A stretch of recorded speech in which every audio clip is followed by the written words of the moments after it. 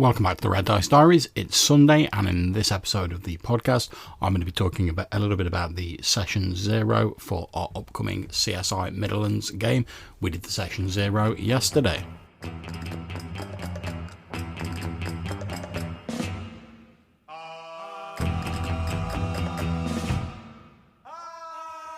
Before we get to that though, I've just got a couple of voicemail messages that I'm going to answer. Thanks for sending those in. The first one is from Dave Aldridge, so take it away, Dave.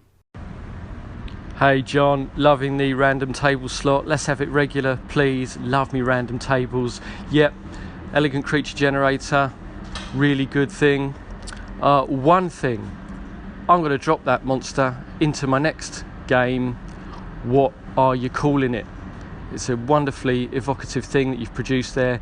Can you give it a name, please? And I will drop it in. It's your creature. You came up with it. I don't want to name it myself. Give us a nice evocative name and I'll use it. Cheers, John. Thanks very much, Dave. Glad you're enjoying the sort of random slots and the generators that we're doing. I'm certainly hoping to do them on a more regular basis. Probably aiming to put out a random chart sort of every Thursday. Now, I'm not always going to make it, but I'm trying to give myself a bit of a schedule to sort of keep to give myself a bit more of a structure, but there should be plenty more of those coming out. I'm glad you like the sample creature that I did with the elegant, if I can put my teeth in, elegant creature creator. Now, I know I sent you a sort of private message, which I hope you got because my phone was acting up to sort of like chat about this, but I've been thinking about it a little bit more since then, and I think sort of channeling my old sort of like World of Darkness vibes, I'm going to call the creature the Stalker of the Bitter Lament. It seems appropriate for this creature that's been brought into an urban world, summoned, and then been abandoned by its creator, and it now tries to spread the misery that it itself feels by preying on people in the mortal world. So I hope that answers your question, Dave. Thanks very much for the call-in. Now we have another one from Arfed. Take it away. Hi, Arfed here. Just calling in to say really like the idea of your random monster generator. So I think that is one that I can actually download, have a look at, and I think I might actually try and use that. Maybe to just adapt some existing monsters or just give me some inspiration for some new monsters that I'm going to be using in my upcoming campaign. Just want to wish you good luck with your new campaign and keep up the good work. Bye. Thanks very much, Arfed. Glad you enjoyed the random monster creator bits that I put out, and I hope you find the elegant creature creator useful in your game. As I said when I was talking about it, it's a system neutral resource, so it doesn't really give you any stats or anything. It just gives you the sort of the broad strokes of the creature that you've created and some aesthetic characteristics, etc., and it leaves you to fill in the stats. Although it does maybe suggest like a couple of powers, like the sample one I rolled, it suggested that it could become invisible at will. But I think pretty much any GM could just take a set of monster stats that were vaguely applicable. So I think if I was doing mine where I've described it as like this huge hound creature, I could easily take like a wolf or a dire wolf stats and just adapt them slightly to fit the description and quite easily use those. So I think, as you were saying, it's almost as good a tool for just reskinning monsters as it is creating entirely new ones. I hope you give it a look, Arfed, and you get some good use out of it in your game. Thanks for the kind words about my upcoming campaign. The Session 0, as I'll be talking about in a minute, was really positive, and I'm really looking forward to getting into it and can't wait to start running the game next week. Since the schedule, which is going to be bi-weekly normally, is a bit sort of thrown out of whack this month because there's various things going on. But on the upside, it does mean I've only got a week to wait until like the actual first session. We've got some cool ideas, which I'm going to be talking about in a bit, and I really can't wait to get into that. Thanks very much for your call, Arfed, and catch you soon. Take care. Okay, so the main point of this episode is I'm going to be talking about our Session 0 for our CSI Midderlands game that took place the other day. We had a group of 4 player characters. Unfortunately, a couple of people had to drop out, but a certain amount of attrition is always to be expected. Real life and stuff like that getting in the way of our role-playing games. Damn you, real life. I always try and have one or two more players than I think is strictly necessary for the game, because, like I say, there's normally a little bit of player attrition before you actually get to the game. And if you've got sort of 6-7 people and a few of them drop out, you've still got 4 people. It's still a good size adventuring party. You can still crack on with the game. No harm, no foul. Now, I'm planning to eventually put up the video of us doing our session 0. Obviously, I'm going to edit it down a little bit because some areas got a little bit rambling, a little bit long. I had hoped to stream it on Twitch, but there was some technical issues which meant that that didn't happen. And rather than spend ages faffing around trying to sort that out, I just decided to record it locally and I'll edit it later. Since I've not had the time to do that, I thought I'd chat a bit about it in the podcast. So I had Johannes, Colin, aka Spikepit, Rob Fitzpatrick, and Ian F. White, who are our players. Now, we'd already chatted a little bit about, on sort of social media in like a Facebook group I'd made for it, about the concept for the game, and that was where the whole sort of CSI Midderlands concept came from. After sort of hashing out the fact that we were going to set this campaign almost entirely in Great London, which is the forthcoming book in the Midderlands series from Monkey Blood Design, written by Glyn Seal, with input from a load of other writers, including myself, on some of the extra bits. So I'm really enthusiastic to run that. I've had a look at a writer's copy of that, and it's a really interesting and cool book, so I really can't wait to use that. Effectively, Great London is this huge sort of faux medieval, slightly fantasy green tinged version of the city of London in medieval England, or the Havenlands as it's known within the Midlands, and it's really the only sort of big metropolis in the game. And since we'd run a couple of other campaigns set in the Midlands in various parts, I really fancied the idea of an urban game to sort of contrast a bit with that. So rather than like wandering around from village to village, we'll have a city where there's a sort of stable base of NPCs, there'll be familiar faces, there'll be a lot more interaction and stuff like that going on. Although there will still be dungeons. We've talked about potentially also using things like the Gardens of Yin, a great little product that Spikepit recommended to me, as sort of like pocket realms in a Neverwhere style, so that we can have a bit of variety but still ostensibly have the whole campaign take place in Great London. So we started off with our players chatting a bit about their characters.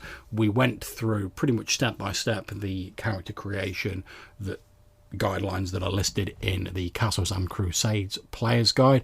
This will be familiar to anyone who's played like 3.5 or pretty much any version of D&D. You roll your stats, your strength, con, dex, etc.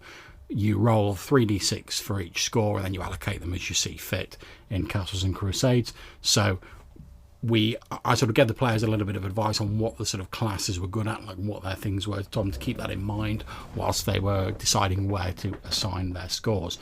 And we ended up with Johannes choosing to go for an assassin, which is a bit sort of roguey, but also crossed with like a hitman. They have like a special attack where if they study an opponent, they can do effectively this death strike, where after you've studied them, and as long as you're hidden, the person you attack, if you damage them and you're successful, they have to make a save, and if they fail, they drop dead instantly like that. Which obviously sounds like a really ridiculously powerful ability, but if you think about it, the assassin has to like study them for several minutes. They have to make sure the situation hasn't changed. They have to remain hidden and concealed from them, and then the subject still gets a save against it, assuming they hit. So in reality, I don't really think it's that powerful. It's just a nice flavourable way of representing the fact that assassins aren't your normal striding with a broadsword and lay about you sort of warriors. They pick their target, they study them, they look for a weakness, and then they strike when it would do the most damage. Colin decided to go for a roguish type character that he dubbed Fat Michael, aka Big Mick, who seems to be this sort of weird sort of spiv, almost like Del Boy, sort of Derek Trotter style character, who grew up in the Slaughter Ward, if I remember correctly.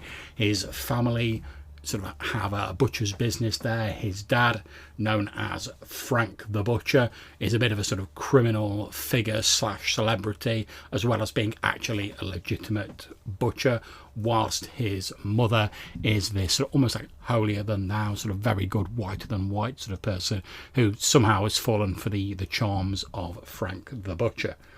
He also has a younger sister, and as we were talking about sort of having links between the characters, because we'd all decided that it would be nice to have a regular sort of villain of the piece, a sort of a long-term enemy rather than just like a series of like mooks that popped up. And we decided after some discussion that perhaps some sort of shady cult or sort of evil organisation, perhaps even with designs on the throne, will be lurking in the background, and that would give us a nice variety of different encounters we could have. So obviously at low level you'd be running into their flunkies and stuff like that, and as they got higher they could start unravelling the actual conspiracy itself. So we were looking for ways to like link the players into that and how they'd come together to oppose this cult. Johannes had decided with his assassin, who is called Jackdaw, that his assassin was suffering from almost like a strange like bout of slight amnesia, where like his background was all hazy and he couldn't really remember it. His most vivid memory is of some sort of strange ceremony taking place over him and then waking up washed up on the bank of a river, and it was implied that perhaps he had been a victim or attempted victim of this evil cult in one of their nefarious ceremonies.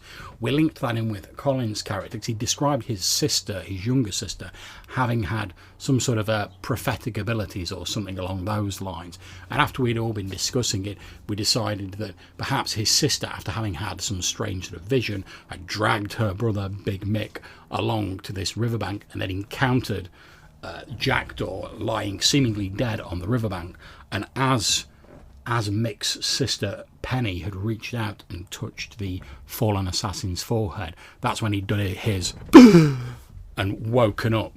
So Big Mick is a little bit unsure because he's not sure whether his sister has actually brought this person back to life, and if she has, does that mean she's a witch? Is she going to run afoul of the witch hunters?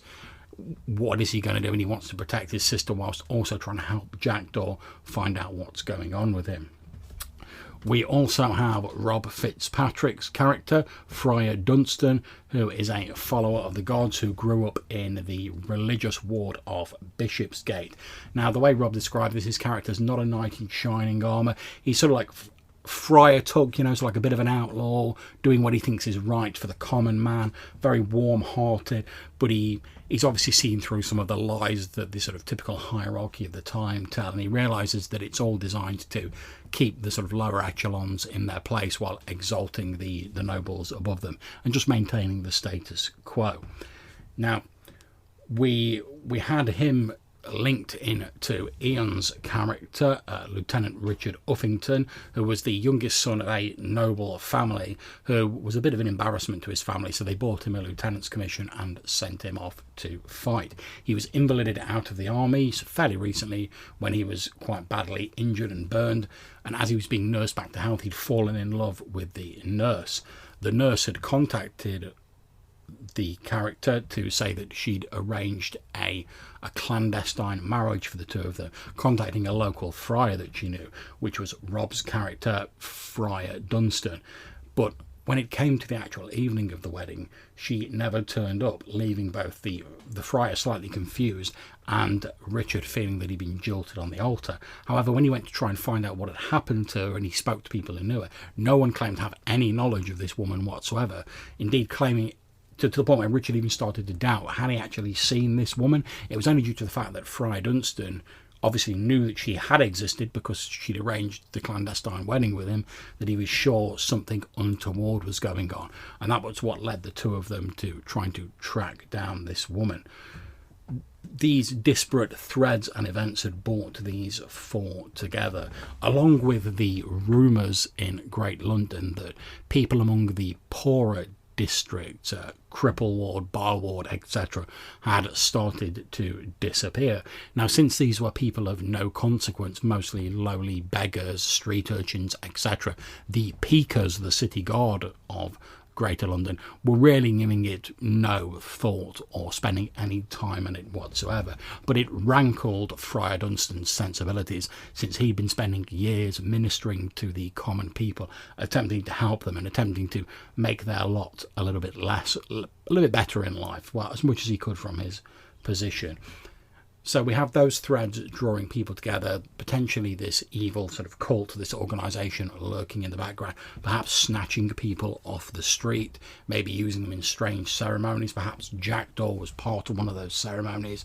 So we've got a good sort of idea going for that. And as we say, we discussed a few other things. We also decided, well, it'd be nice to have a sort of pressure valve, something going on in the background immediately that had people on edge. So it wasn't just a case of we're in the city, everything's calm, everything's lovely, now we're investigating an evil cult. Just something to sort of ramp up the pressure a little bit. So we decided on the idea that there was a sort of non-cult related situation that was occurring at the minute, and after discussing it, we decided to settle on the fact that there's recently been a disease outbreak in Great London, shades of the Black Death, etc., that we can draw on in history. Perhaps the water's tainted, maybe there's a water shortage, perhaps it's unseasonably warm, who knows.